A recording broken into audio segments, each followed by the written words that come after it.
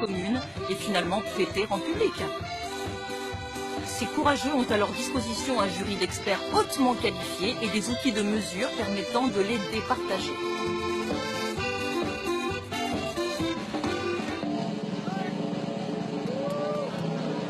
Un long tuyau relié à un entonnoir permet de juger de l'intensité de l'expulsion anale.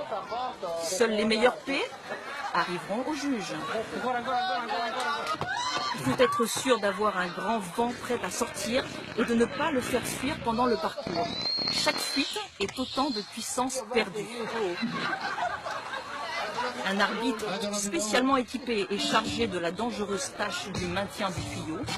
Il doit aussi relever le bruit et la durée de la perlouse. Tous ces éléments seront pris en compte pour la victoire finale.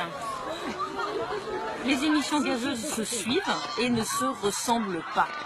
Les concurrents ici disposent d'1 heure et de 2 essais pour entrer dans l'histoire de la Peto Race.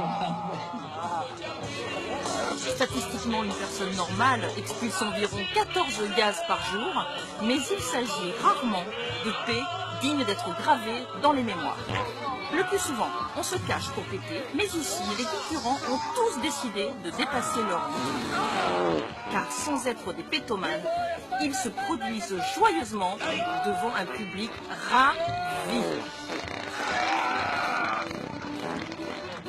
Avec un P d'une durée de 5 secondes, avec des notes d'odeur à la limite du supportable et avec un son saisissant, Fabrizio Turco affiche toute sa fierté d'avoir gagné la Peto Race de Udine.